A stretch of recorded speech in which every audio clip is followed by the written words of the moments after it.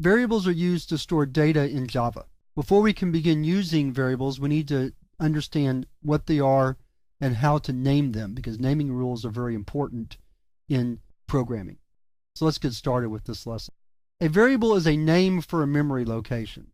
Memory locations are normally named using hexadecimal values, and we don't want to have to try to remember hexadecimal values. We won't be able to remember them. So instead we provide a name. A variable always has a type.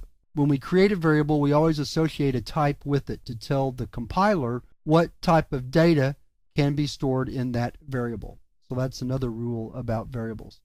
When we store data in a variable, we call that a value. That's not a technical term, but I'll talk constantly about a variable's value. And when I'm saying that, I'm talking about the piece of data that is stored in that variable. As far as the naming rules for variables go, the first rule is that a variable name must start with a letter. It cannot start with a symbol or a number. It has to be a letter.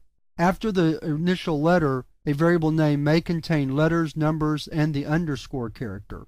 But notice that we don't include symbols like the $sign or the %sign. So variable names are limited to a starting letter followed by any combination of letters, numbers, and the underscore character.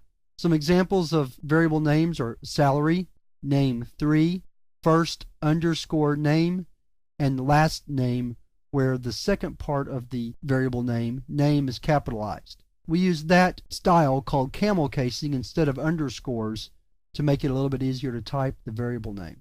Some examples of bad variable names are 3name.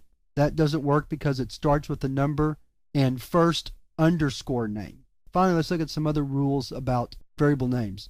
There's no real limit to their length, although any name should be as short as possible and the name should be meaningful. In other words, if you're storing someone's first name in a variable, first name makes sense, or even F name makes sense, whereas F by itself, just the letter F, probably doesn't make sense because it's not easy to discern what that variable is trying to store just by the single letter F. There are situations where we use single letter variables, but not for meaningful data such as a name.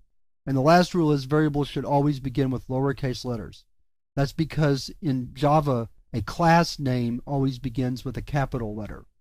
So we might have a class called name. If we tried to use a variable with capital N-A-M-E, then we'd have a conflict.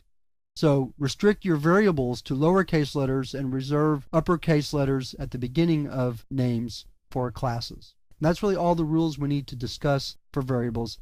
So now we're ready to move to the next lesson where we learn how to declare variables for use in our program.